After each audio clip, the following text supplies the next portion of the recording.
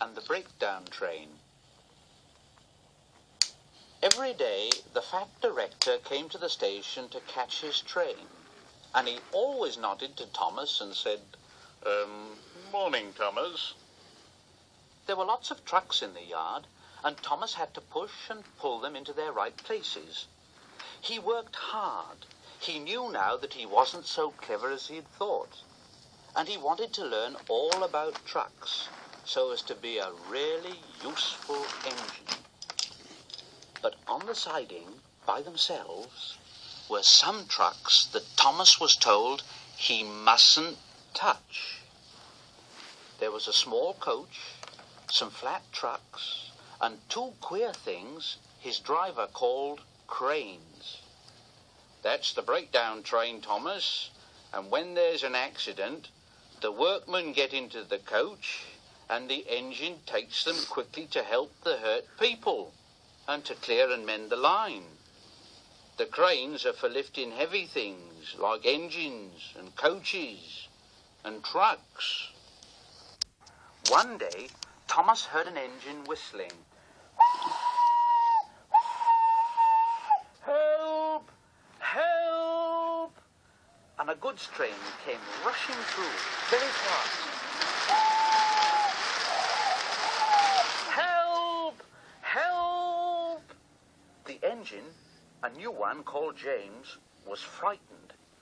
His brake blocks were on fire, and smoke and sparks streamed out on each side.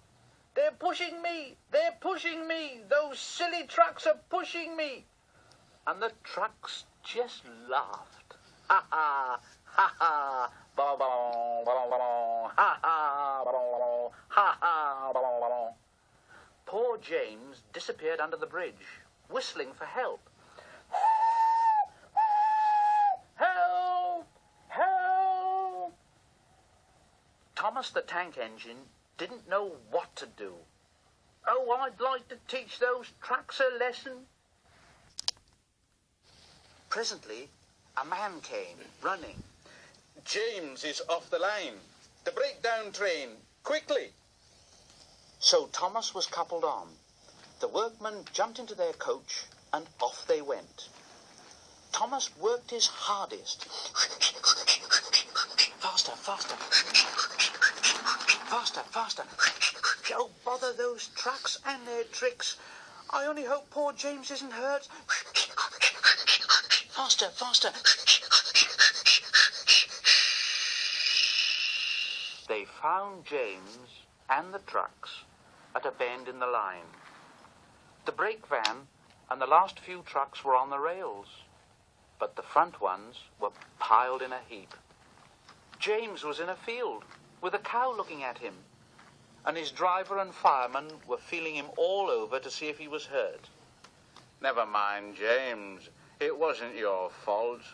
We always said your wooden brakes was no good." Thomas pushed the breakdown train alongside.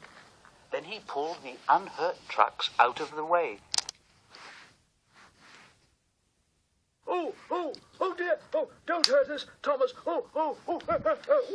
Don't hurt us, Thomas! It serves you right! It serves you right! He puffed backwards and forwards all the afternoon, and he scolded the trucks. "This'll teach you a lesson! This'll teach you a lesson!" And the trucks answered in groany, creaky sort of voices, "Yes, it will. Oh, yes, it will. Oh."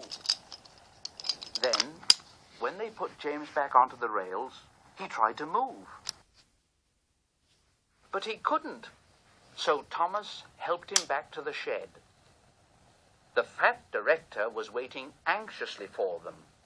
"Well, Thomas, I've heard all about it, and I'm very pleased with you. You're a really useful engine. James shall have some proper brakes and a new coat of paint, and you shall have a branch line all to yourself." "Oh, sir, thank you." Now Thomas is as happy as can be. He has a branch line all to himself and puffs proudly backwards and forwards with two coaches all day. He's never lonely because there's always some engine to talk to at the junction. Edward and Henry stop there quite often and tell him the news. Gordon is always in a hurry and doesn't stop, but he never forgets to say to Thomas, and Thomas in return always whistles,